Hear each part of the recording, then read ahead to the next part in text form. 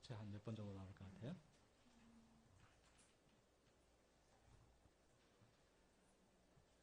대략 400번. 예, 제가 해보니까 519번이 나와요. 519번. 예. 우리가 자녀들을 키우지만 자녀들한테 굉장히 중요한 거 있으면 한 50번만 반복해서 이야기해도 그게 얼마나 부모가 마음을 담아서 이야기하는 거죠, 그죠? 근데 무려 520번가량 이렇게 할 때는 하나님이 얼마나 이것을 귀하게 여기시는가, 그것을 우리에게 가르쳐준다고 생각이 됩니다. 근데 이 거룩은 하나님의 성품이고 우리의 성품, 인간의 성품이 아니기 때문에 참 부담스러운 말씀이고, 어떻게 말하면은 우리가 잘 극복하기 어려운 그런 말씀인데, 그래서 이제 우리가 거룩하지 못하기 때문에 이 말씀을 통해서 이 뜻을 가르쳐주고 또 그렇게 살도록 이렇게 권면하는 것 같습니다. 특히 그 당시 이 데살로니가 성도들이 살았던 시대는 헬라 문화권 가운데 있었습니다. 그래서 헬라 문화권은 굉장히 참 철학을 하고 이렇게 고상해 보이지만은 도덕적으로는 굉장히 타락하고 성적으로 문란한 그런 사회였다고 합니다. 특히 이제 여성들에 대해서는 굉장히 이렇게 함부로 하고 그런 남성 중심의 그런 사회였다고 해요.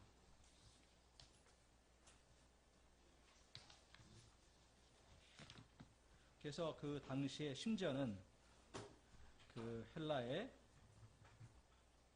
그 아테네 저명한 정치가면서 웅변가였던 그런 사람이 있었는데, 오늘날로 하면 굉장히 유명한 아마 뭐 국회의원이나 이런 대권 후보 정도 아마 되는지 모르겠습니다. 그가 데모테네스라는 그런 사람이었는데, 창녀는 향락을 위해서, 정부는 육체를 위해서, 아내는 자식을 위해서 이렇게 공견하게 말했다 그래요. 그러니까 이게 참 그 당시 사회적인 분위기가 어떠했는가를 우리에게 잘 가르쳐준다고 생각이 듭니다. 그런 사회 분위기 가운데 있었기 때문에 이렇게 예수님을 믿은 그리스도인들도 교회 내에서도 이제 그런 영향들이 들어와서 그런 타락한 그런 모습들이 공공연하게 자행되고, 또 그런 것을 방관하고 또 수용하고. 그래서 우리 고린도서 우리 보면 거기서 나오잖아요, 그죠? 아버지의 아내 계모를 그 아들이 사후에 취한 경우도 이렇게 있었다 그러잖아요. 그러니까 참 그 당시 그러한 사회 분위기 가운데서 이 바울은 이 말씀을 이제 그들에게 주고 있습니다. 그래서 하나님의 뜻이 무엇인가 우리에게 말씀을 통해서 볼 수 있도록, 우리 데살로니가 전서에서는 이 앞부분에서는 전반부, 후반부 이렇게 나눌 수 있는데, 앞부분에서는 그들의 신앙에 대해서는 굉장히 감사, 특별히 그들이 이제 심한 환난과 공궁과 이런 핍박 가운데서도 그들이 믿음으로 이를 잘 견뎌냈습니다.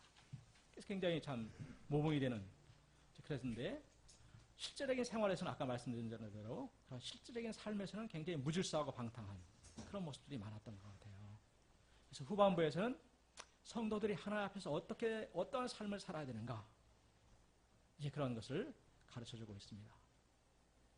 그래서 특히 이제 오늘 말씀에 있는 것처럼 성결한 삶을 살아라, 또 형제를 사랑하라, 또 근면한 삶을 살도록 그렇게 이제 해서 정말 주님 안에서 아름다운 열매를 맺도록 이렇게 이제 그들을 권면하고 있습니다.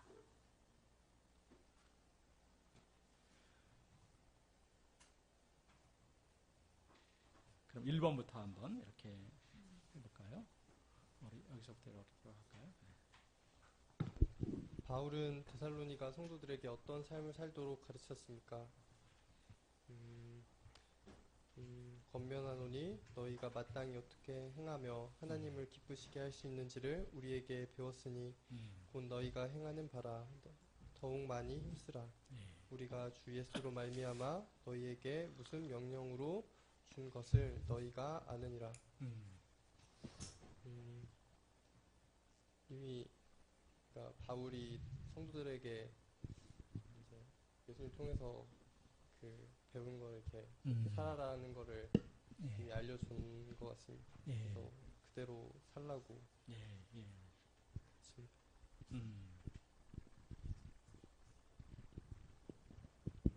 1절에 보면은 우리에게 배웠으니 한 걸 보면은 이미 그들이 어떻게 마땅히 행할 바를 바울에게 배웠다. 이제 이렇게 이야기하는데 영문성에 보면은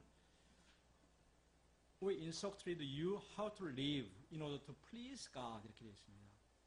하나님을 기쁘시게 할 수 있도록 그렇게 사는 방법을 우리가 너희에게 가르쳐줬다. 그리고 as in fact 실제적으로 you are living 실제적으로 또 너희가 그렇게 살고 있다. 이렇게 이야기를 했습니다. 그러니까 바울이 이야기하는 것은 하나님을 기쁘시게 하는 삶을 살라는 것이 이제 그들이 가르치신 그 핵심인데 또 그런 것들을 그 당시 아까 말한 그런 만연한 사회 분위기 속에서 바울의 명령이 아니라 주 예수로 말미암아 너에게 무슨 명령을 준 것을 너희가 아느니라. 그러니까 바울의 어떤 그 권위가 아니라 authority, 영문성에 보면 by the authority of the Lord Jesus. 주님의 그 권위로 너에게 그런 가르침을 주었다. 이렇게 말하고 있습니다. 왜냐하면 사회 분위기가 다 그렇게 흘러가는데 바울이 거룩한 삶을 살라 이런 것이 그 당시 이제 받아들일 때 무슨 생뚱맞은 것처럼 이렇게 또 반발할 수도 있고 그러잖아요. 그래서 예수님의 권위로 이제 이렇게 하고 1절 하반절에는 너희가 배웠으니 너희가 행하는 바라 하고 더욱 많이 힘쓰라 이렇게 되어 있어요. To do this more and more. 이것은 그들이 성도들이 믿음으로 사는 것 그 정도로 충분하다고 이제 말하지 않고 더욱더 주님을 본받고 성숙해 가도록 성장해 가도록 현재 잘하고 있지만 더 잘해 가도록 특히 이제 부족한 부분들 이제 뒤에서 이어서 나오는 이제 그런 성도들의 실제적인 삶 그쪽 부분에서 성장하도록 이렇게 이제 권면하고 있는데 그래서 그 주는 그 가르침의 동기가 하나님을 기쁘시게 하라 이렇게 그런 거잖아요, 그죠? 그냥 절대적으로 이렇게 해야 돼 이렇게 아니라 그게 아니라 하나님을 기쁘시게 하는 삶. 그래서 뒤에 이어지는 그런 여러 가지 방면들이 어떤 의무적으로 그냥 이렇게 마지못해 하는 것이 아니라 그 마음의 동기가 하나님의 마음을 주님의 마음을 내가 그 마음에 알 때 우리 부모와 자식 간의 관계도 그러잖아요. 부모님의 마음이 어떠할까? 나를 사랑하시는데 그 마음을 알면 우리가 그 기쁘게 하고자 자발적으로 이렇게 순종하게 되잖아요. 그런 것처럼 어떻게든 하나님을 기쁘시게 하는 동기에서 하도록 이렇게 권면하고 있습니다. 2번 한번 넘어가 볼까요? 할 게 이제 갈 길이 많기 때문에. 성도들을 향한 하나님의 뜻은 무엇입니까? 예. 하나님의 뜻은 이것이 너희의 거룩함이라라고 했습니다. 하나님은 어떤 분이십니까? 레위기 11장 45절에 나는 너희의 하나님이 되려고 너희를 애굽 땅에서 인도하여 낸 여호와다. 내가 거룩하니 너도 거룩하라 라고 하셨고 19장 2절에 너희는 거룩하라 이는 나 여호와 너희 하나님이 거룩합니다 라고 하셨습니다. 하나님은 곧 거룩이십니다. 성도의 거룩이 왜 그렇게 중요한지 생각해 보시오. 아래 말씀에 보면 그때 그룹들이 날개를 드는데 바퀴도 그 곁에 있고 이스라엘 하나님의 영광도 그 위에 덮였더니 여호와의 영광이 섬 가운데서부터 올라가 성읍 동쪽 사이에 머무르고 고린도전서에 보면은 너희가 하나님의 성전인 것과 하나님의 성령이 너희 안에 계시는 것을 알지 못하느냐. 누구든지 하나님의 성전을 더럽히면 하나님이 그 사람을 멸시하리라. 하나님의 성전이 거룩하니 너희도 그러하니라. 그리고 디모데후서 2장 20절부터 21절에 큰 집에는 금그릇과 은그릇뿐 아니라 나무그릇과 질그릇도 있어 귀하게 쓰는 것도 있고 천하게 쓰는 것도 있나니 그러므로 누구든지 이런 것에서 자기를 깨끗하게 하면 귀히 쓰는 그릇이 되어 거룩하고 주인의 쓰심에 합당하며 모든 선한 일을 준비함이 되리라. 하나님께서 곧 그러니까 저희가 하나님의 그 성령이 저희 안에 거하시기 때문에 저희 자체가 하나님의 성전이 되었고 그러하기 때문에 내가 하나님의 성령이 있는 성전이기 때문에 그것을 더럽힐 수 없습니다. 그리고 그렇게 거룩함을 유지할 때에 디모데후서의 말씀에 나온 것처럼 하나님께서 쓰실 수 있는 하나님의 선한 일을 하는 데 하는 선한 일을 할 수 있는 그런 자격이 갖추어집니다. 예, 가장 기본적인 그렇게 준비가 될 때 하나님 쓰실 수 있다 그런 말이죠, 그죠? 하나님의 뜻은 이것이니 너희의 거룩함이라. 그 구약에서도 계속해서 레위기 19장 2절 너는 이스라엘 자손의 온 회중에 말하여 이르라 너희는 거룩이라 이는 나 여호와 너희 하나님이 거룩함이니라. 11장 45절에서 나는 너희 하나님이 되려고 너희를 애굽 땅에서 인도하는 여호와라 내가 거룩하니 너희도 거룩할지어다. 우리 그 또 베드로전서 우리 한번 찾아볼까요? 베드로전서 1장 15, 16절 누가 한번 찾아서 읽어봐 주실래요? 베드로전서 1장 15, 16절.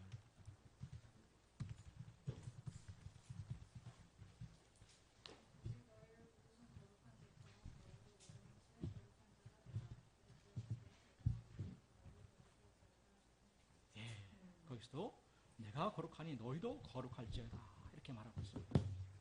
그래서 이 거룩은 하나님께서 정말 우리 구원하신 성도들이 반드시 걸어가야 할 그런 추구해야 할 그런 삶의 과정이고 또 이것이 이제 신학적인 용어로 이제 성화 이렇게 이야기를 하죠. 그죠? 그래서 예수님이 제자들을 부르신 목적도 예수님을 따르고 배우도록 하는 거잖아요. 이거 제자들이. 그죠? 그래서 예수님의 성품을 닮아가는 것이라고도 말할 수 있겠고요. 근데 이제 거룩이란 그 의미 자체는 뭐 어떤 의미인가? 거룩이란 말은 원래 우리가 보통 알듯이 분리되다, 구별되다 그런 의미라 그러잖아요. 그래서 어떻게 말하면 창조주 하나님을 타락한 이후에 우리의 삶, 인간의 삶에서 몰아냈잖아요. 어떻게 말하면 그런 세상으로부터의 분리, 구별을 이렇게 말할 수 있겠습니다. 세상 사람은 모두가 자기 만족과 자기의 뜻을 추구해 갈 때 거룩은 하나님의 뜻을 추구해 가는 것. 또 이렇게도 말할 수 있고요. 여러 가지로 말할 수 있는데 또 원어적인 의미로는 배워낸다 그런 뜻이라고 해요. 거룩이요. 배워낸다, 성별한다. 그래서 성도란 말도 거룩한 이제 홀리 피플이잖아요. 그래서 이 세상 많은 무리들 가운데서 배워낸 무리 성도. 그래서 우리는 과거에 원래 거룩한 무리가 아니었는데 죄인들의 무리였는데 그 속에서 우리를 하나님께서 죄 가운데서를 불러내신 잘라내신 세상에서 그런 의미라고 합니다. 우리 교회란 말도 에클레시아 이렇게 이제 하는데 교회, 집회, 성도의 모임 이런 뜻인데 에클레시아 이것도 히라버인데 에크란 단어가 out of 안에서 밖으로란 그런 뜻이라 그래요. 또 칼레오가 합성된 단어인데 칼레오는 콜 이게 세상에서 밖으로 불러낸 무리가 에클레시아 교회란 그런 뜻이라고 합니다. 그래서 세상에서 잘라내어서 하나님의 교회에 속한 거룩한 무리를 이제 성도들 또 이렇게 이제 교회 이렇게 말할 수 있는데요. 이것이 이제 왜 이렇게 중요한가? 그 거룩에 대해서 또 하나님께서 왜 이렇게 강조하시는가? 그래서 우리가 이제 에스겔서 방금 그 읽은 에스겔서 우리가 주제 2강하고도 연결되는데 그 11장에 그 하나님의 영이 떠나서 동편 산에 머물렀다는 것은 성전에서 이렇게 떠나버리신 것을 이야기합니다. 그래서 우리가 에스겔서 우리 8장으로 한번 가볼까요? 에스겔서 8장을 이렇게 보면 그 당시 왜 하나님이 그들을 성전을 떠나볼 수밖에 없는가 그런 모습들이 잘 나오고 있는데요. 에스겔서 8장 찾아볼까요?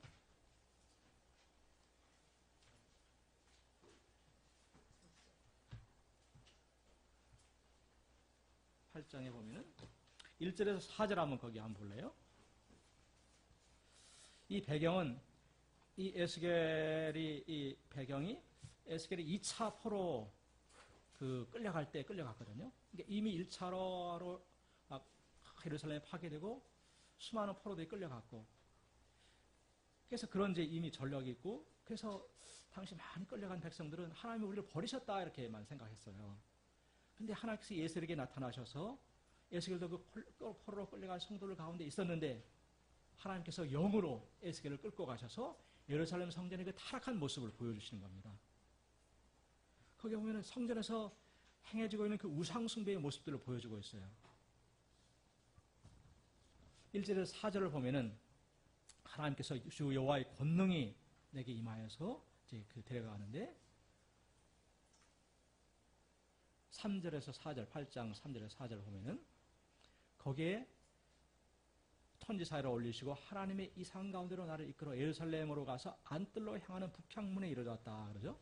거기 보니까 투기의 우상, 그 투기를 격발케 하는 우상의 자리가 거기 있는 그런 모습들을 보게 되었고, 그래서 이 안뜰, 제사장 안뜰은 이렇게 밖에 백성들이 있는 뜰보다 높은 지대에 있고 또 이렇게 벽으로 있어가지고 보이지 않는다 그럽니다.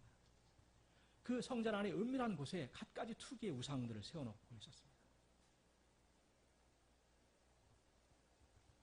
또 5절에서 6절을 보면은 인자야 너의 눈을 들어 북편을 바라보라. 그랬더니 북편을 보니까 거기는 또 투기의 우상들이 또 막 서 있었어요. 이 북향을 향한 그 제단문은 짐승을 잡는 그 상이 있는 그런 문인데 시기와 질투, 투기의 갖가지 그런 우상들이 이제 거기에 서 있었고요. 또 7절에서 13절을 보면은 담에 구멍이 있었는데 그 담을 헐라하고 담을 허니 그 문이 있었는데 그들이 거기서 행하는 가증하고 악한 일을 보라 하니까 그 안에 각종 곤충과 가증한 짐승과 이스라엘 백성의 모든 우상들을 그 사면벽에 이제 그려져 있었습니다. 이게 겉으로는 이 성전이 하나님을 섬기는 것 같은데 그 안에 이면에는 갖가지 이런 세상의 갖가지 우상들이 이제 새겨져 있었고 11절에 보면 이스라엘 족속의 장로 중 70인이 그 앞에 서 있었다. 그리고 사반의 아들 야하샤냐, 이 사반은 굉장히 훌륭한 요시아 왕 때 일을 한 서기관이었는데 그의 아들은 굉장히 타락해서 지금 이렇게 있고 손에 장로들을 향하는데 향연의 구름같이 오르더라. 또 12, 13절에도 우상 방안에 행하는 것들을 장로들이, 지도자들이 이렇게 벌써 이렇게 타락해 있었던 거죠. 또 14, 15절은 여인들이 또 북문에 이런 여인들이 앉아서 담모스를 위하여 애곡하더라. 담모스는 헬라의 그 미동의 신이라 그래요. 그래가지고 육신의 욕망, 또 이 여자들이 이렇게 아름다운 남자가 죽었다고 우는 그런 우상이라고 합니다. 이게 뭐 남자들 뿐만 아니라 여자들도 굉장히 그 당시 타락해 있던 그런 시대였던 것 같아요. 또 16, 18절에 보면 성전을 등지고 동방 태양에 경배하더라. 이렇게 나오죠. 16절에. 그죠? 이게 동방 태양은 아침에 나오는 새로운 빛인데 이것은 새로운 문명 이런 것들을 상징한다고 합니다. 그러니까 새로운 과학이나 문학 이런 제도 이런 것들을 굉장히 사모하는 이게 새로운 학설들, 신학문 이런 것들이 이제 성전을 하나님을 뒤로 등지고 경배하는. 그래서 18절에 보면 인자야 내가 이걸 보았느냐 하면서 유다 족속이 여기서 행한 가증한 일이 적다 하느냐 이렇게 또 그들이 강포로 이 땅에 채우고 이렇게 그런 심지어 나뭇가지를 그 코에 두었느니라라는 것은 그것은 유다 족속들이 사람의 그 호흡, 그 기운으로 인해서 태양광선이 더러워지지 않도록 하기 위해서 나뭇가지로 코를 가리웠다 그래요. 이것은 우상을 조금 더 신성하게 섬기려고 이렇게 심지어는 이렇게까지 하는. 그들이 얼마나 투기의 우상, 가증한 짐승들, 곤충들의 우상, 담무스, 동방, 태양들을 섬기면서 하나님을 완전히 등져버린.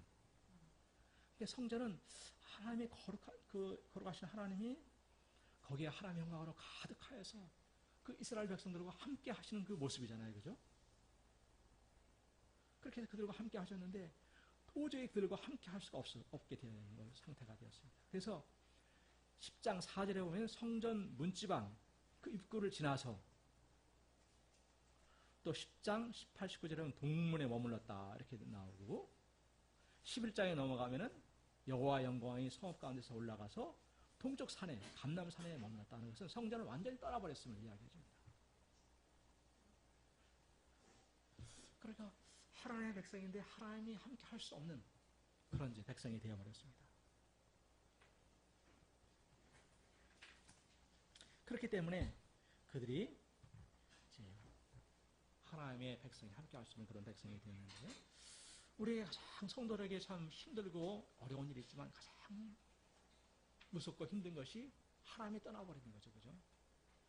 나를 구원하시고 사랑하신 그 주님이 나와 함께 할 수가 없기 때문에 그 하나님의 영이 나로부터 떠나가 버린다. 이게 참 가장 무서운 일이죠. 그죠? 우리가 사울 우리가 생각해봐도 그 하나님의 사랑하심으로 일방적으로 구원을 받고 귀하게 쓰임 받았는데 나중에 하나님의 영이 떠나니까 비참하게 됐잖아요. 그죠? 그 빈자리에 악령이 들어와가지고 비참하게 그 인생을 마감하는 걸 볼 수가 있는데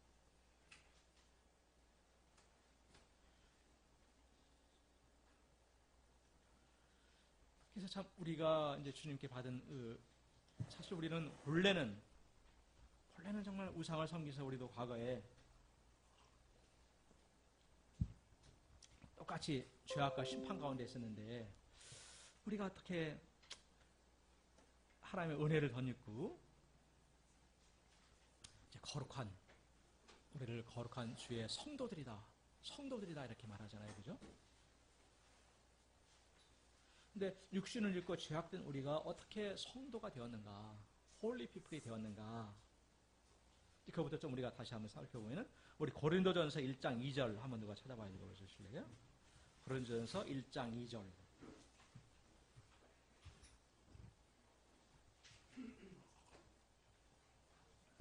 고린도에 있는 하나님의 교회 곧 그리스도 예수 안에서 거룩하여지고 성도라 부르심을 받은 자들과 박서에서 우리 주 곧 그들과 우리 주 대신 예수 그리스도의 이름 부르는 모든 자들에게. 예. 우리는 본래 거룩하지 못한 존재들인데 여기에 보면은 그리스도 예수 안에서 거룩하여지고 이렇게 말했습니다. 이게 주님 안에서 거룩하여진다는 것을 이야기를 해주고 있는 거죠. 그죠? 우리가 이제 구약을 조금 더 참고를 해보면은 이제 구약의 그 성막도 똑같은 천인데 하나님께 드려져서 쓰임을 받았을 때 성막이 되었고 또 제사장들이 입은 그 옷도 거룩한 옷이 되었고 또 성전에 드려진 제물도 성물이 되었고 그죠? 음식이나 과일도 똑같은 음식이나 과일인데 성전에 하나님께 드려졌을 때 성물이 되었죠. 그죠? 또 일곱째 날도 하나님께서 구별하심으로 거룩한 날이 되었고 그래서 이 거룩해진 것은 그들이 하나님께 드려졌고 하나님께 속하여졌기 때문에 거룩해졌습니다. 출애굽기 그 30장에 보면은 하나님께서 그 여러 가지 것들을 거룩하게 하신 그 방법이 잘 나와 있습니다. 우리 출애굽기 30장 한번 가볼래요? 출애굽기 30장 20절에서 25절.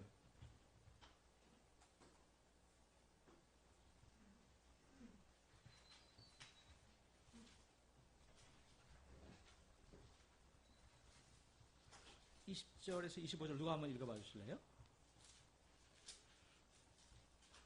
그들이 회막에 들어갈 때 물로 씻어 죽기를 면할 것이요 제단에 가까이 가서 그 직분을 행하여 여호와 앞에 화제를 사를 때에도 그리할지니라.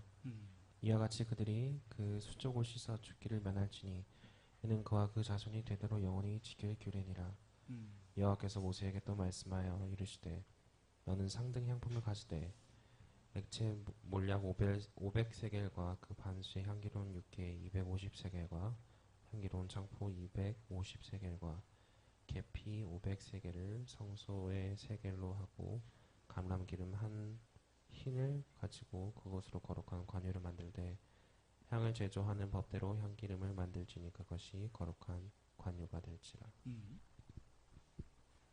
그 다음 네. 너는 그것을 회막과 증거궤에 바르고 상과 그 모든 기구이며 등잔대와 그 기구이며 분향단과 및 번제단과 그 모든 기구와 물두멍과 그 받침에 발라 그것들을 지극히 거룩한 것으로 구별하라. 이것에 접촉하는 것은 모두 거룩하리라. 그 다음 절. 너는 아론과 그의 아들들에게 기름을 발라 그들을 거룩하게 하고 그들이 내게 제사장 직분을 행하게 하고 이스라엘 자손에게 말하여 이르기를 이것은 너희 대대로 내게 거룩한 관유니 사람의 몸에 붙지 말며 이 방법대로 이와 같은 것을 만들지 말라. 예. 이는 여기까지. 예.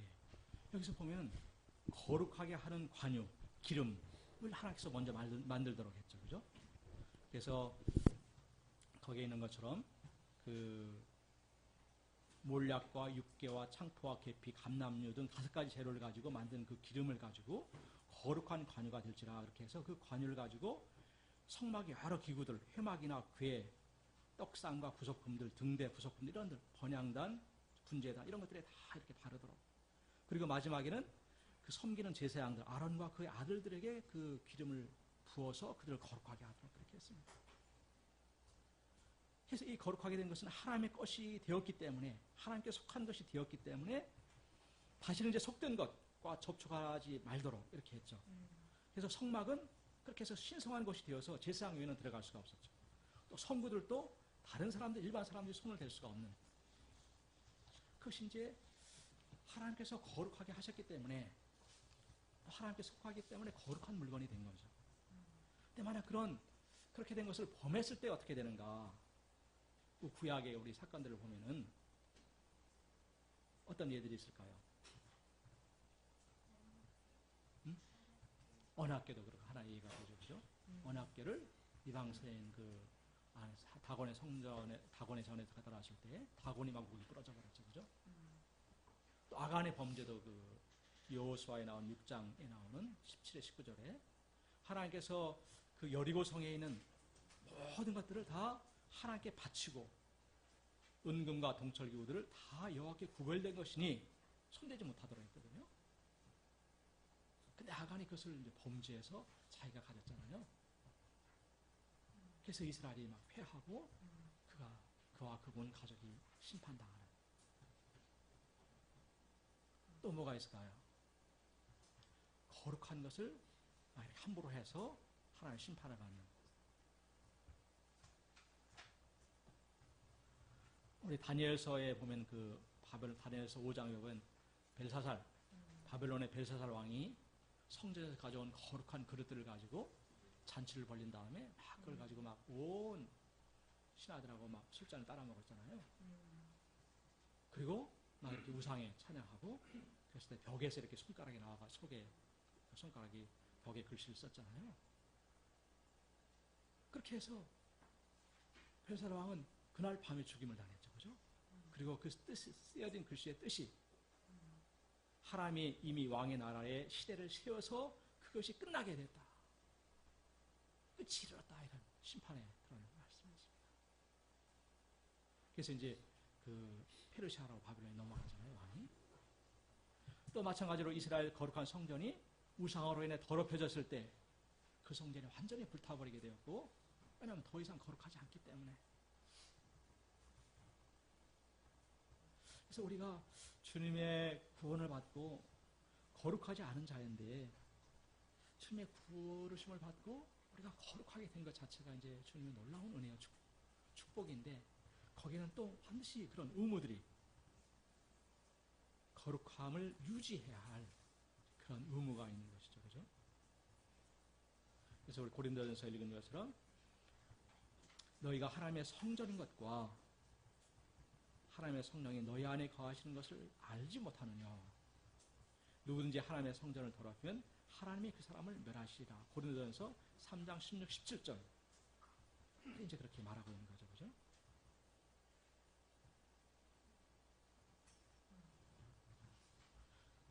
그래서 우리 성도는 거룩을 유지해야 할 책임이 있고 또 그것에 실패하면은 하나님의 심판을 피할 수 없는 이런 말씀이 되겠습니다. 또 거룩하게 구별될 때 사실은 구별될 때 세상에 영향력을 끼칠 수 있는 하나님의 함께 하심으로 이제 그렇게 말할 수 있을 것 같습니다. 혹시 이번에 조금 더 우리 이야기할 수 저만 너무 이야기해서 그러긴 한데 3번 우리 그럼 넘어가 볼까요?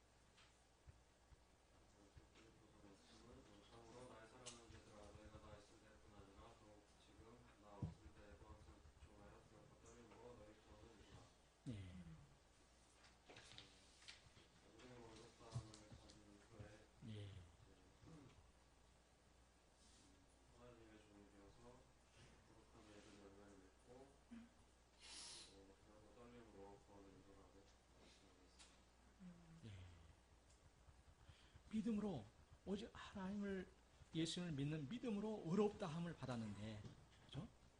그것은 하나의 어떻게 말하면은 하나의 법적인 선언이고 그게 이제 칭의죠, 그죠? 칭의라고 하는 거죠. 너는 의로운 사람이 되었어. 하나님께서 이렇게 이렇게 선언해 주셨기 때문에 이 선언은 뒤집어 줄 수가 없는 거죠. 근데 이제 그 후에 의롭다함을 받은 후의 삶에 있어서 어떻게 해야 되는가를 이제 이야기해 주고 있습니다. 값없이 의롭다 하심을 얻은 자 되었느니라. 6장, 로마서 6장에서는 죄로부터 해방되고 하나님께 종이 되어 거룩함에 이른 열매를 맺었으니 그 마지막은 영생이라. 이게 거룩함에 이른 열매를 맺도록. 근데 이게 조금 시제가 여기는 그런데 쉬운 성경에는 그렇게 했어요. 하나님의 종이 되었습니다. 그리하여 거룩함에 이르는 열매를 맺고 있습니다. 그 일의 마지막은 영생입니다. NLT 성경에다 보면은 lead to holiness 현재형으로 되어 있고 result in eternal life. 그래서 거룩함에 이르는 열매를 맺도록 하고 빌립보서 2장 12절에서도 그러므로 나의 사랑하는 자들아 너희가 나 있을 때마다 나 없을 때도 항상 복종하여 두렵고 떨림으로 너의 구원을 이루라 이렇게 말했습니다. 그래서 이제 예를 들어서 북한에서 이렇게 넘어와서 남한 사람이 되어서 자유인이 되었는데 법적으로는 탈북민이 남한 우리 이제 다 시민권도 다 이제 그런 어떤 그런 다 주민등록증 다 법적으로 얻었지만은 신분을 그렇게 받겠지만은 여전히 북한에서 이렇게 살던 이렇게 사고방식으로 다 이렇게 해줘야 되고 그냥 이렇게 아니면 끌려가서 이렇게 억지로 의무적으로 노동해야 되고 그런 사고방식 가운데 살고 있다면은 이 신분은 받겠는데 분명히 법적으로 그죠? 여전히 북한 사람인 거죠. 남한에서의 그런 삶과 이런 것이 빨리 알고 적응해서 남한 사람이 되어야 진정한 이제 자유인이 되었다 이렇게 말할 수 있겠죠, 그죠? 근데 참 이것이 이제 거룩함이 열매라 아까도 그렇게 이야기를 했고, 그죠? 또 아까 성화의 과정이다 이렇게도 이야기를 했고. 근데 이 부분은 참 우리 본성이 죄악되기 때문에 사람 나라 갈 때까지 거룩한 싸움을 해야 되는 그런 부분인 것 같습니다. 그래서 이제 가장 중요한 부분이 이것이 이제 어떻게 말하면 하나님의 뜻을 우리가 살펴봤다면은 4번에서는 우리가 실제적으로 어떻게 해가는가 그러면은 해가야 할까? 이것이 이제 우리가 이제 대화하고 또 이제 고민해봐야 할 실제적인 문제인 것 같습니다. 4번을 좀 더 해봐 주시면 좋겠네요. 우리 방금 오셨으니까 홀 목사님 좀 해줄 수 있어요? 4번?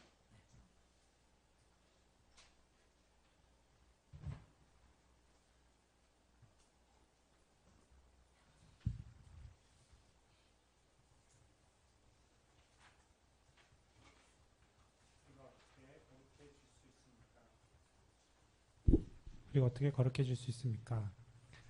베드로전서 1장 14절 너희가 순종하는 자식처럼 전에 알지 못할 때에 따르던 너희 사욕을 본받지 말고 오직 너희를 부르신 거룩한 이처럼 너희도 모든 행실에 거룩한 자가 되라. 기록되었을 때 내가 거룩하니 너희도 거룩할지어다 하셨느니라. 디모데전서 4장 5절 하나님의 말씀과 기도로 거룩하여 짐이라.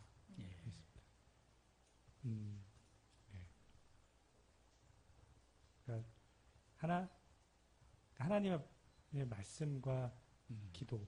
그러니까 이게 어떻게 보면은 거룩한 삶을 사는 게 어렵지 않다라는 뜻인 것 같아요. 그러니까 말씀대로 매뉴얼이 있으니까 그것대로 살면 된다. 근데 또 눈에 들어오는 게 모든 행실에서 거룩한 자가 되라 돼 있습니다. 그래서 교회에서만 센터에서만 거룩한 게 아니라 직장에서도 또 학교에서도 또 사람에 따라서 행실이 달라지는 게 아니라 어떤 사람을 만나든지 거룩한 삶을 사는 게 중요한 것 같습니다. 구체적으로 무엇에 힘써야 합니까?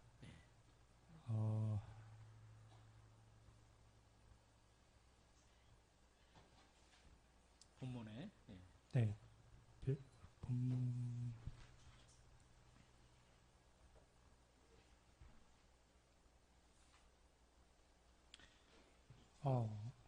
음란을 버리고, 예, 음행에 대해서 특별히 신경을 많이 써야 될 것 같습니다.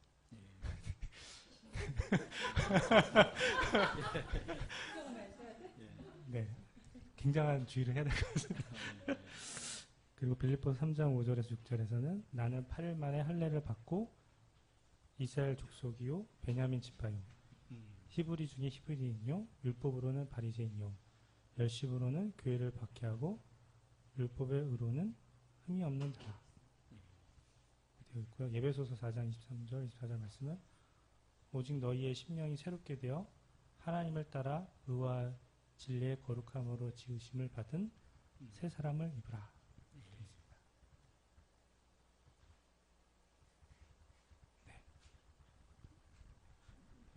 아까 그 고린도 또 헬라의 아테네의 그런 이야기를 했는데 오늘날 사회는 어떤가요?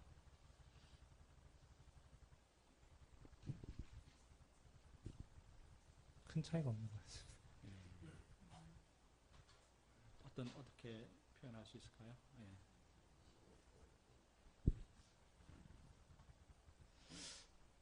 그러니까 이 당시에는 보니까 제가 듣기로 로마 시대 때 50%가 노예였대요. 그리고 그렇기 때문에 좀 경제력이 있는 남자 같은 경우에는 노예가 있기 때문에 여가 시간이 굉장히 많았다고 합니다. 그래서 남자가 여가 시간이 많으면 문제가 많이 발생한다고 그런 걸 읽었는데 네.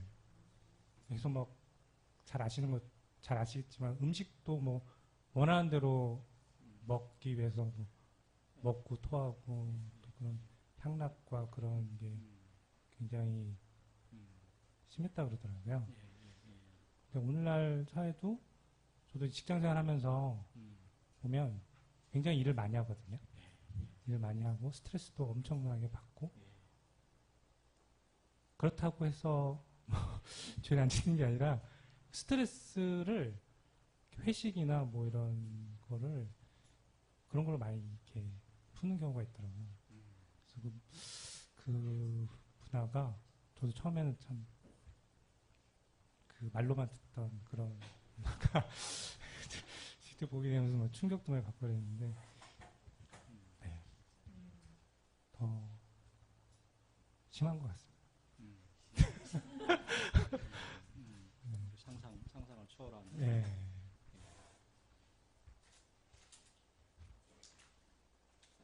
그래서 참 이 거룩을 앞에서 이야기하고 특별히 후반부에 가서는 가장 이제 거룩에 있어서 우리가 힘써야 할 것이 성적인 타락을 이제 지적하고 있는데 오늘날 시대도 정말 말한 것처럼 비슷하지 않는가. 오히려 젊을 때 연애 안 하고 예를 들어서 또 뭐 결혼한 가정도 어떤 즐길 기회가 왔는데 즐기지 못하고 그런 바보처럼 여기고 오히려 이런 세상의 분위기가 있잖아요. 그죠?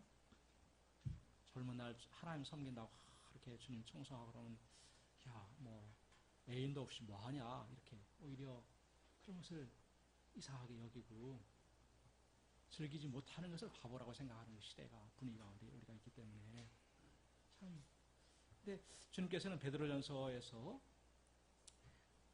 너희가 순종하던 순종하는 자식처럼 본받지 말고 모든 행실에 거룩한 자가 되라. 이게 어떤 막 이렇게 상관과 이런 어떤 임금과 신하, 주종의 관계가 아니라 자식. 그러니까 마치 이것을 명령하는 것이 아버지가 그 자식에게 이렇게 명령하는 것처럼 그런 의미라는 거죠, 그죠? 이게 그것은 자식을 사랑하기 때문에 그런 거잖아요, 그죠? 자식을 사랑하기 때문에 오히려 그 자식을 잘 되게 하기 위해서 이게 따르는 너희 사역을 본받지 말고 바울의 부르시처럼 너희도 모든 행실에 거룩한 자가 되라. 내가 거룩하니 너희도 거룩하라. 그래서 아까 말씀과 기도로 거룩해진다는 것은 특히 이제 말씀은 우리가 말씀이 없으면은 아무리 교회를 다녀도 그냥 실제 삶에서 내 생각대로 내 가치관대로 하기가 참 쉬운 것 같아요. 그리고 그러다가 이제 힘든 고난을 만나면 하나님 우리를 버리셨나 보다. 당시 이스라엘이 생각했던 것처럼 고난이 오면은 자기가 왜 하나님 앞에서 이렇게 됐는지 자기의 모습을 발견하지 못하고 하나님만 원망하게 되는 그런 무지 가운데 있게 되고, 그죠? 이 말씀은 하나님의 뜻을 깨닫게 해주고 또 말씀은 우리를 거울과 같이 비추어줘서 현재 내가 어떤 모습 가운데 있는가를 깨닫고 돌이키게 해주고 또 하나님의 뜻이 무엇인가를 알아서 이끌어가주게 해주고, 그죠? 그래서 말씀이 없는 신앙은 굉장히 정말 어떤 몽매한 신앙이 되기 참 쉬운 것 같아요, 그죠? 또 기도는 우리에게 내적인 파워를 이제 공급해줘서 또 하나님의 성령과 교제케 하셔서 말씀과 기도가 결국 세상에서 우리를 분리해서 우리가 끊임없이 세상에 살고 있잖아요, 그죠? 세상과 형식대로서 대부분 이제 이렇게 살기 때문에 그래서 세상에서 분리해서 그리스도 안에서 아까 거룩해진다 그랬는데 그리스도 안에 지속적으로 거하게 해주는 말씀과 기도가 그런 것 같습니다. 그래서 구체적으로 음란을 버리고 각각 거룩함과 존귀함으로 자기 아내를 대할 줄 알라. 거룩함과 존귀함으로 아내를 대한다. 이건 어떻게 하는 걸 이야기할까요? 아까 이제 음란을 버리고라는 것은 조금 더 보충을 하면 아까 말씀드린 것처럼 헬라 지역에서는 그런 무질서한 그런 성범죄들 또 난교 이런 것들 특히 이제 고대 헬라인들은 실제 삶에서 향락을 가장 지고한 그 가치로 추구했다 그래요. 그러니까 뭐 정치인들이 오늘날 같으면 난리가 나겠지만 공공연하게 이렇게 이야기할 수 있다는 것은 사회 분위기가 그랬다는 거잖아요. 그죠? 그러니까 거의 여자는 그야말로 그런 도구화처럼 이렇게 했던 그런 분위기 가운데서 그래서 거룩함을 방해하는 더럽히는 가장 무서운 적이 음란이었기 때문에 당시 헬라 문화 가운데서 그렇게 되다 보니까 가정에서의 어떤 순결 또 부부 사이의 어떤 정결 이런 것들을 굉장히 하찮게 여기는 그런 분위기 가운데 있었던 거죠. 그죠? 근데 하나님께서 원래 인간을 창조하실 때는 1장 27절에 보면은 창세기 1장 27절 하나님의 형상대로 사람을 창조하시되 남자와 여자를 창조하시고 하나님의 형상대로 남자와 여자를 따로 지으신 것은 하나님의 성을 지으셨다는 것을 이야기하죠. 그죠? 또 그것도 아름답고 선한 것이 하나님이시기 때문에 지으셨기 때문에 아름답고 선한 것인데 또 그걸 통해서 가정을 이루셨기 때문에 그래서 가정을 위한 한 아내와 한 남편을 위한 성이라고 할 수 있겠죠. 그죠? 그래서 구체적으로 가정에서 자기 아내를 이렇게 공동번역에서는 존경하는 마음으로 거룩하게 자기의 아내의 몸을 대하고 이렇게 얘기했습니다.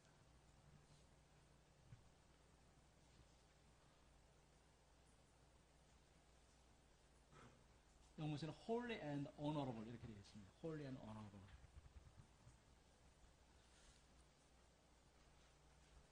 이건 좀 어떻게 하는 걸까요?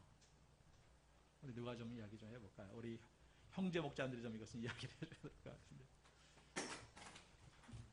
우리 조치현 목자님 한번 좀 이야기해 보실래요? 어떻게 하는 게 좀 이렇게 하는 걸까요? 4절 말씀에 기초로.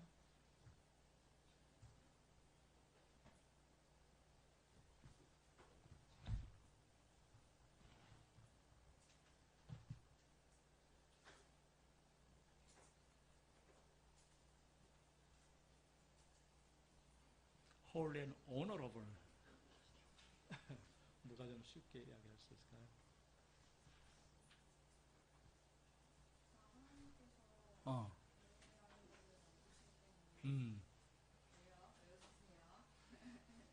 네.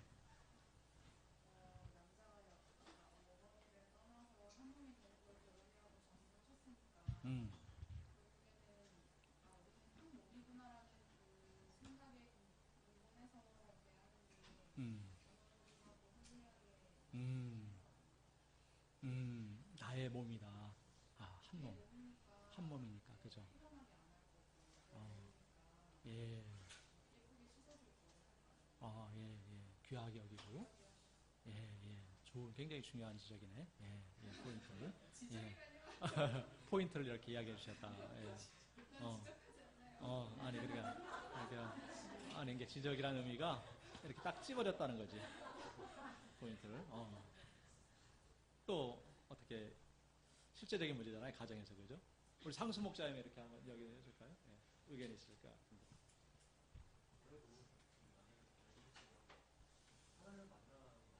예. 어.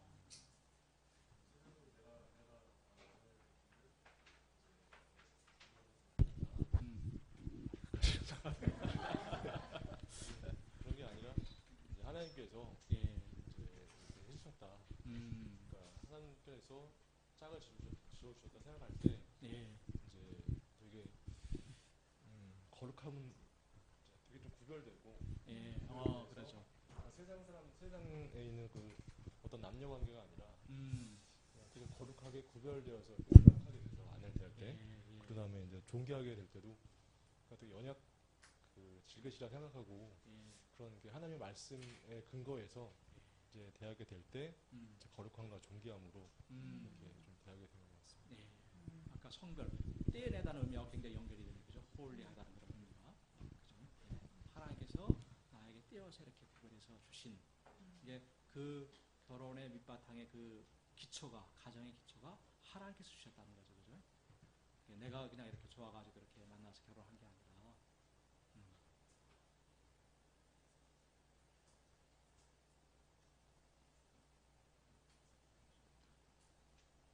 우리 기진 목사님 혹시 한마디 할 수 있어요? 새 신랑인데.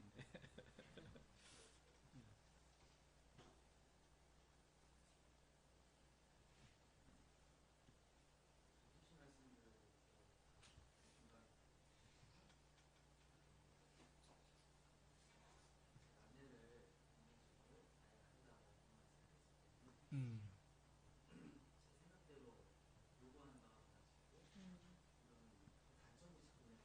음.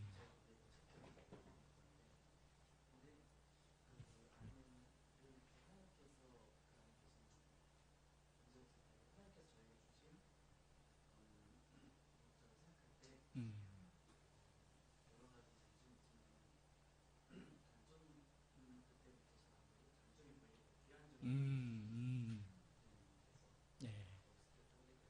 어.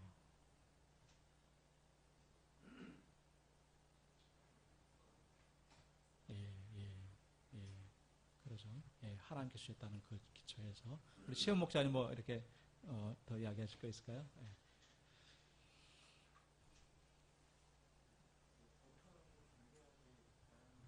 예. 음.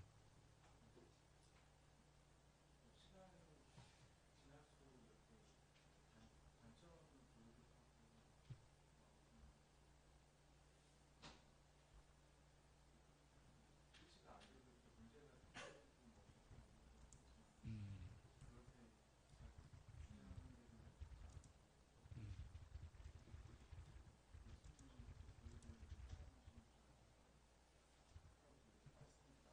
음.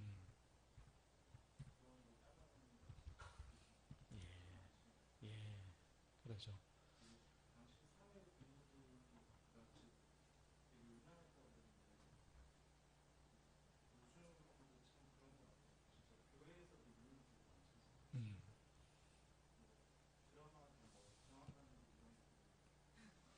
음.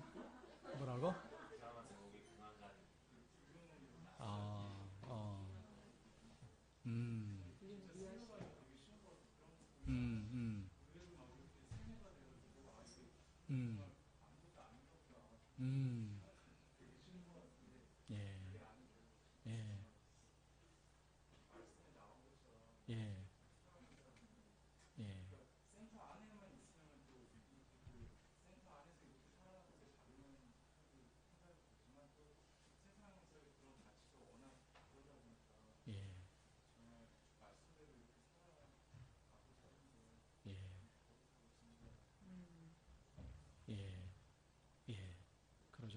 아까 그 사역을 쫓지 말고 그하고도 연결되네, 그죠?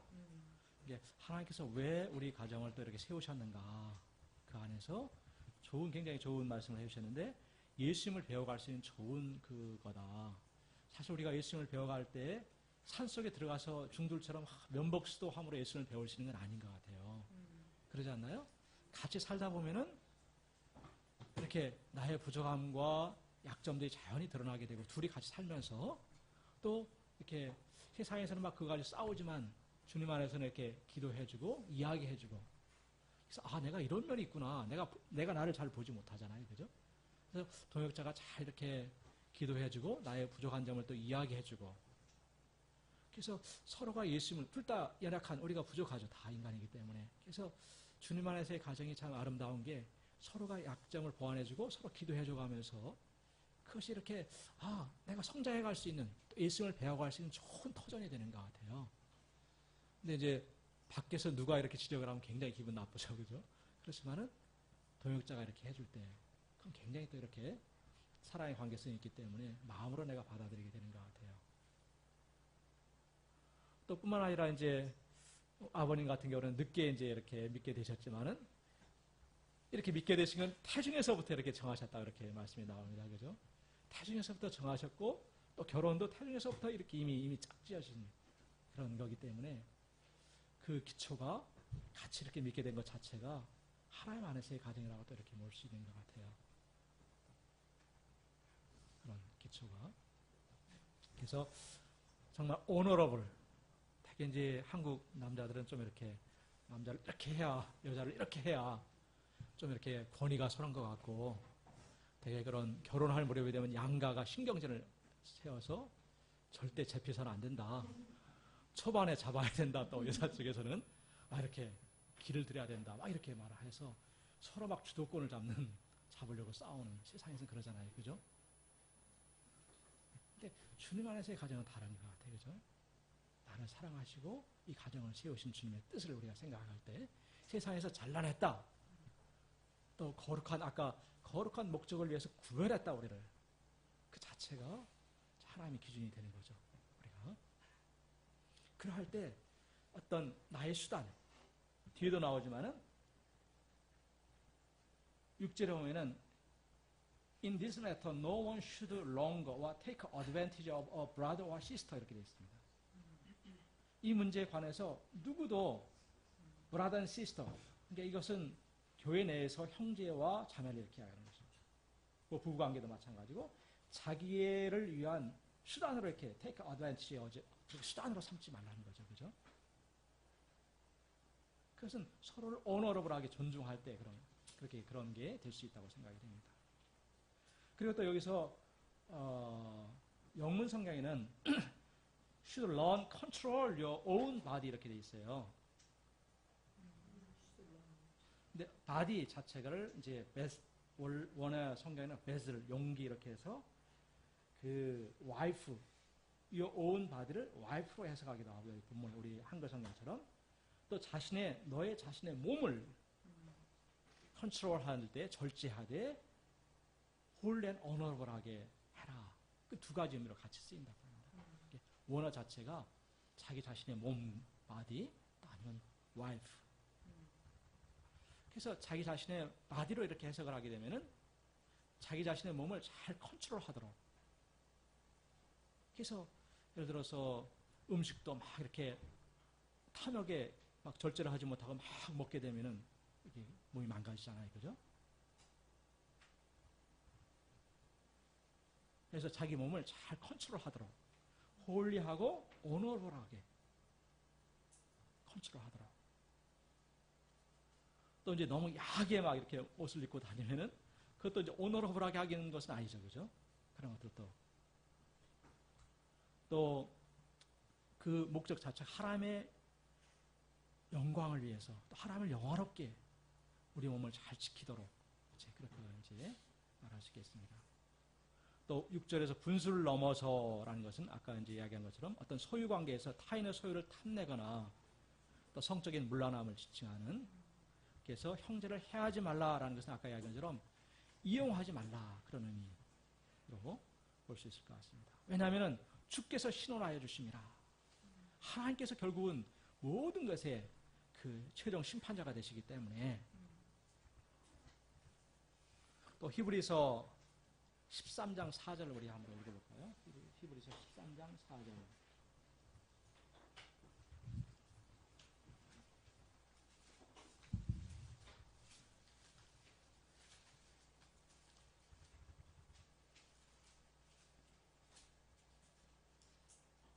예, 누가 읽어봐 주실래요? 누가 좀 찾았으면. 예. 모든 사람은 결혼을 귀히 여기고 신부를 더럽히지 않게 하라.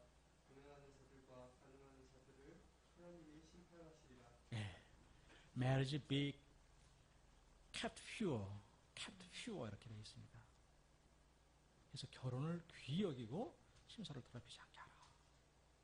음행과 가늠하는 자들은 하나님이 심판하시겠다. 이러면서 분명하게 말하고 있습니다. 그래서 오늘날 시대가 아까 여러 가지 그 분위기가 그렇고 미디어가 그렇고 거센 탕류 가운데 있기 때문에 그것이 결국 이제 가정이 이렇게 더럽혀지고 가정이 깨어지고 그래서 모든 게 깨어지는 자식이 고통하고 불행의 미국 사회가 그렇게 가고 있잖아요. 이제 그죠? 그러니까 이제 막 공허하니까 술 마시고 마약하고 더 일찍 방황하니까 더 일찍 이제 남자 여자를 만나가지고 더 타락하게 되고. 그래서 실제로서 우리를 부르심은 그렇게 했는데요. 하나님 우리를 부르신 것은 impure, 부정하게 하시며 거룩하게 하십니다. 우리를 부르시는 하나님의 그 뜻이 우리가 거룩하고 거룩한 삶을 살도록 하기 위함이다라는 거죠. 그러니까 하나님께서 세상 가운데서 우리를 택하시고 부르셨다. 그 자체도 엄청난 축복이잖아요. 그래서 거기서부터 우리가 하나님의 뜻을 찾고 기쁘시게 할 이유가 있는 거죠. 나를 하나님께서, 성부 하나님께서 우리를 부르셨다. 그 하나 하고, 또 두 번째, 성자 예수님께서 우리를 위해 죽으셨다. 또 성령 하나님께서 우리 안에 들어와 계신다. 성부, 성자, 성령 이 분의 관계성과 right relationship을 맺는 것이 홀리 라이프다. 또 이렇게도 이야기를 말하고 있습니다. 그러니까 결국은 홀리 라이프는 relationship인데 우리가 주님께로 아까 이제 말씀과 기도로 하나님과 예수님, 성령님께로 가까이 갈수록 우리는 거룩해질 수가 있는 것 같아요. 근데 반대로 거꾸로 가면은 열심히 술 친구들을 만나고 열심히 세상 드라마와 소설을 이렇게 하고 즐기면은 자연히 거기서 관계성이 생기는 거죠. 그죠? 왜냐하면 또 우리 안에 있는 죄악된 우리 본성과 너무나 코드가 잘 맞기 때문에. 그래서 열심히 이렇게 세상 친구들을 만나고 다니면서 거룩한 삶을 도저히 살 수는 없는 거죠. 그죠? 왜냐하면 릴레이션십이 거기서 맺혀지기 때문에. 제가 일하는 업종의 특징 중에 하나가 되게 일을 험하게 시켜요. 일을 험하게 시켜서 아침부터 새벽까지 하는 것인데 아침부터 새벽까지 아침부터 새벽까지 그렇게 안 쉬고 계속 하거든요. 일을. 근데 저도 몰랐는데 그 같이 일하시는 컨설턴트 분들의 상당수가 교회를 다니시더라고요. 근데 교회를 다니시는데 그 일에 그렇게 얽매여 있으니까 기독교인인지 아무도 알 수, 그러니까 본인의 삶도 그러니까 잠자는 것 빼고는 일이고 교회도 그냥 일요일 날 딱 그 시간만 예배 드리는 시간만 그렇게밖에 안 되니까 그게 제일 스스로가 안타깝대요. 예배를 더 잘 드리지 못하고 교회 하나님의 일을 더 잘하지 못하는 거. 네. 참 그렇게 일을 하다 보니까 또 되게 굉장히 강력한 스트레스를 풀어줄 수 있는 굉장히 강력한 자극제가 필요해요. 그래서 뭐 음식을 굉장히 비싼 걸 먹는다던가 뭐 이런 식으로 푸는데 하나님이 없이 산 사람들이 그렇게 어딘가에 얽매여서 특히나 별로 은근 출구가 없는 것 같아요. 자기들은 세상을 이렇게 막 즐긴다고 얘기는 하는데 제 친구들도 보면은 뭐 술을 마신다던가 늦게까지 일을 하고 아니면 뭐 또 뭐 주식을 한다던가 아니면 돈 버는 그 재미가 있으니까 아니면 뭐 여자를 만난다는 거는 이제 여자친구를 사귄다는 게 아니라 그 업소에 간다던가 뭐 그런 경우가 많은데 그래서 하나님한테 붙어 있는 게 이게 단순하게 이게 정신적으로 붙어 있는 것도 붙어 있는 거지만 물리적으로 하나님께서 나에게 주신 시간을 하나님이 원하시는 곳에 있는 것도 굉장히 중요한 일이구나. 그래서 그런 생각을 하고 있었어요. 그래서 참 의의 병기로 불의의 병기가 아니라 의의 병기로 드리라 그랬잖아요, 그죠? 이게 남는 시간과 이런 것들을 이게 여가 시간에서 이제 여기 아까 이야기한 대로 강력한 스트레스 가운데서 그 남는 시간들을 대기는 것을 쾌락으로 세상에서 풀죠, 그런 것들이 되게. 근데 이제 그것이 그 내 자신을 어디에 드리는가에 따라 달려지겠죠, 그죠? 그것이 이제 내 몸을 하나님께 드릴 때 하나님 안에서 내가 이제 의의 병기가 될 것이고 이제 그렇게 하게 되면 아까 이제 세상으로 가는 거죠, 그죠? 그래서 우리 고린도전서 6장 20절 한번 찾아볼까요?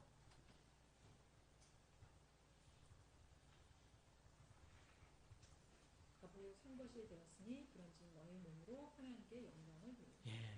값으로 산 것이 되었기 때문에 그리스도의 피로 산 것이 되었기 때문에 너희 몸으로 하나님께 영광을 돌리라 그렇게 말했습니다. 그래서 8절에서는 그렇게 져버리는 것이 그래서 가정에서 이렇게 함부로 하고 가정을 이렇게 더럽게 하는 것이 그 사람을 이게 배우자를 더럽게 하는 것이 아니라 성령을 주신 하나님을 저버린 것이다 이렇게 말하고 있습니다. 이게 하나님을 저버리는 것이다.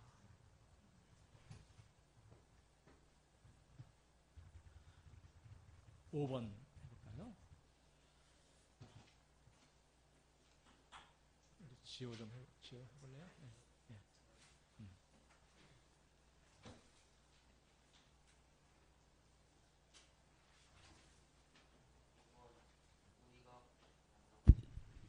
우리가 거룩에서 반드시 승리할 수 있는 근거가 무엇입니까?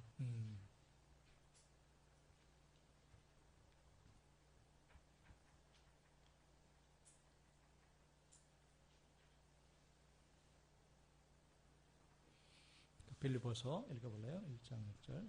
너희 안에서 착한 일을 시작한 이가 그리스도 예수의 날까지 이루실 줄을 우리는 확신하노라.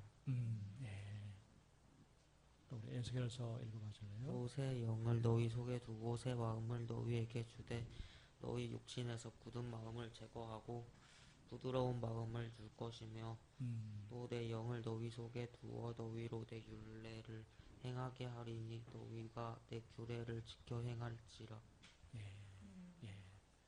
그래서 굳은 마음을 제거하고 부드러운 마음을 줄 것이며 새 영을 성령을 우리에게 부어주셔서 또 27절에서 너희 속에 두어 너희로 내 율례를 행하게 되리니 옛날에는 굳은 마음으로 막 율법으로 억지로 하지도 못하면서 막 이렇게 겉으로 하려고 했던 것들을 그런 마음을 제거하고 부드러운 마음을 주셔서 우리 마음에 참 이렇게 주님의 은혜로 또 성령으로 할 수 있도록 이렇게 하겠다. 우리 갈라디아서 4장 6절에서도 너희가 아들임으로 하나님이 그 아들의 영을 우리 마음 가운데 보내사 아빠 아버지라 부르게 하셨느니라. 우리를 아들 삼으셔서 아들이 부모를 사랑하듯이 그런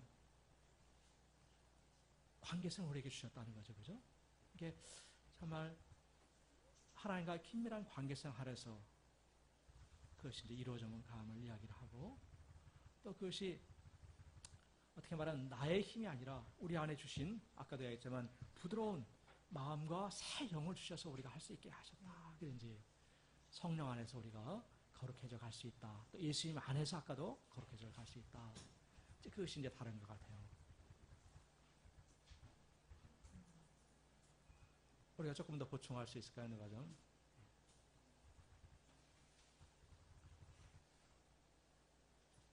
그러니까 거룩은 싸움인 것 같다는 생각이 들어요. 힘써라는 단어, 그러니까 힘써, 순종 나오는데 사도행전에서 공부하고 제 마음에 딱 굉장히 남았던 말씀이 힘쓰니라 이 단어가 나오더라고요. 힘쓰니라. 이제 그 정말 양심을 따라 하나님을 속이고자 힘쓰는 바울인 것처럼 우리가 이 시대 이제 죄악된 시대잖아요. 네. 죄악된 시대 가운데 거룩한 삶을 살고자 하려면 힘쓰는 그 투쟁이 필요한 것 같아요. 예, 예. 그러니까 정말 우리가 하나님의 부르심, 하나님의 은혜를 헛되이 하지 않고자 또한 이제 나의 이제 그것도 하지만 결국은 그런 마음을 주시는 분이 하나님이라는 거. 그게 이제 여기 나오는 것 같아요. 예, 예. 그러니까 이제 내 안에 계신 하나님이 예수의 날까지 이루실 줄 우리가 믿고 확신한다. 예. 예, 그러니까 저도 거룩해지려고 생각 안 했거든요. 별로. 근데 하나님이 몰고 가세요. 거룩할 수밖에 없게끔 이렇게 몰고 가시고 깨우쳐 주시고 그리고 회개시켜 주시고. 예. 그래서 우리가 하나님의 사람이 제자 형성은 하나님이 하시구나를 저는 제 자신을 통해서 이렇게 깨닫게 되더라고요. 그래서 양들이 이제 말도 안 듣고 이렇게 뺀질거리고 그래도 이제 믿음이 생겨요. 하나님께서 하실 것이다. 그러니까 이제 결국은 이제 결론이 우리가 거룩에서 반드시 승리할 수 있는 것은 이제 하나님께서 우리의 굳은 마음을 제거하실 거고 또 이제 성경 전체적으로 힘써야 된다. 우리도 이 거룩을 향해 가고자. 그러니까 하나님 무서울수록 하나님을 체험하면 체험할수록 하나님 무섭더라고요. 하나님 무서우니까 생각부터 회개해요. 과거에는 하나님이 나를 뚫고 보신다를 잘 몰랐을 때 어릴 때는 하나님 그렇게까지 무섭지는 않았거든요. 근데 이제 여러 가지 믿음의 체험을 통해서 하나님 나를 안고 일어서는 하시고 내 생각도 꿰뚫고 보신다는 것을 뼈가 저리게 깨닫고 나니까 하나님이 너무 무서워요. 너무 무서우니까 하나님 앞에 이제 생각부터 진실되게 회개하는. 그러니까 결국은 이제 우리를 거룩해 하게 하신 분은 하나님이라는 거. 그러니까 내 자신도 지금은 이제 여기 있지만 더 성장할 수 있겠고 이 하나님 때문에 또 양들도 이제 말도 안 듣고 아무리 말해도 아무리 믿음으로 살아 그래도 이게 모르니까. 근데 하나님께서 반드시 도울 걸 확신할 수 있고 그냥 이 하나님 때문에 이 거룩한 길을 갈 수 있다는 어떤 믿음, 그게 우리한테 참 필요하다는 생각을 많이 하게 돼요. 그렇죠. 이게 우리의 생각에서부터의 싸움인 것 같아요. 그죠? 생각을 끊임없이 파고드는 세상의 생각, 정욕의 생각 이런 것들에서부터 내가 거기서부터 치면은 이제 무너지는 거죠. 그죠? 근데 생각에서부터 내가 싸우고자 할 때 또 이것이 성경에서 말하는 분명히 하나님께서 말씀하시는 것과 어긋나고 하나님을 저버리는 것이다. 이런 이제 인식이죠. 그죠? 그런 가운데서 내가 싸워가는 것이 이제 하나님의 또 믿음의 선한 싸움이겠죠. 그죠? 또 한 가지는 이제 오늘 메시지 나왔지만은 다시 오실 주님. 그냥 이것이 그냥 내가 살고 죽고 끝나는 것이 아니라 다시 주님께서 반드시 오신다. 내가 반드시 주님 앞에 설 날이 있다. 그 재림. 그것이 또 나를 이제 함부로 살지 못하게. 세상에서 만약에 끝나고 죽어버린다면 그냥 함부로 살고 그냥 내 마음대로 살고 육신대로 살고 죽어버리면 되니까. 근데 그것이 끝이 아니라 반드시 오실 주님 앞에 내가 서야 된다. 주님의 심판대 앞에 내가 서게 된다는 것을 또 인식할 때 또 우리가 깨어있게 되는 것 같습니다. 하나님의 은혜가 있지만 우리의 어떤 힘써야 돼. 우리의 선택과 집중이 필요한 것 같아요. 하나님은 뭐 속일 수가 없거든요. 우리가 하나님을 속여먹으려고 참 많이 하는 것 같아요. 이제 속일 수 없는 하나님을 깨닫고 깨달으면서 이제 거룩을 향해서 우리가 조금씩 나갈 수 있는 것 같아요. 아까 이제 하나님께서 착한 일 시작하신 주님께서 그랬잖아요. 그죠? 그래서 주님께서 우리를 사랑하시기 때문에 때로 이제 부모가 자식이 잘못되면은 나쁜 길로 가면 때리고 징계하듯이 여러 사건들을 통해서 깨닫게 하시는 것 같아요. 사건들을 통해서 깨닫게 하시고 그렇게 해서 우리가 다시 하나님의 뜻으로 돌아오도록 이렇게 여러 가지 그것도 이제 하나님의 사랑인 거죠. 그죠? 우리가 세상으로 자꾸 가려고 하는 세상에서 배워내서 구별해내셨는데 거룩이 다시 세상에 오락하니까 자꾸 세상으로 가려는 우리를 때로는 징계를 하셔서 깨닫게 하셔서 다시 세상으로 가지 않고 주님께로 돌이키도록.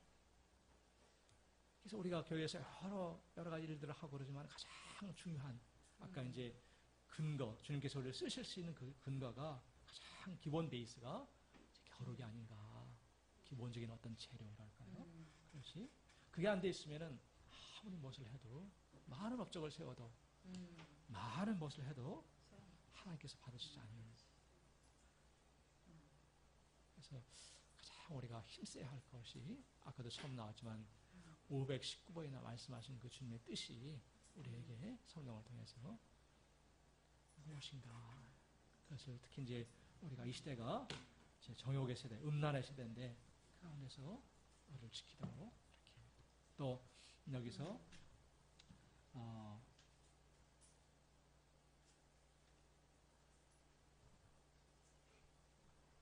거룩을 부정하게 실제로는 부르심은 부정하게 하심이 아니요 거룩하게 하심이라. 그냥 소극적으로 부정하지 않고자 하는 것이 아니라 더 나아가서 적극적으로 거룩한 삶을 살라는 그런 의미가 또 들어있다고 생각이 됩니다. To live a holy life를 살도록. 그럴 때 가정도 정말 하나님께서 축복하실 수 있는 그런 가정이 되는 것 같아요. 가정도 그렇고 모든 것이. 또 그러기 위해서는 이제 결혼한 가정뿐만 아니라 우리 제자들, 청년들 또 자기 마음과 몸을 지키는 것이 중요한 것 같아요. 그것이 주님께 쓰실 수 있는 또 거룩한 가정을 세울 수 있는 그런 그릇이 되도록 준비해야 된다. 또 그것도 이제 가르쳐주는 것 같습니다. 우리 그러면은 여전 말씀 있고 우리 주미도 목사 혹시 또 이야기하실 거 있으면은 이야기해 주시고.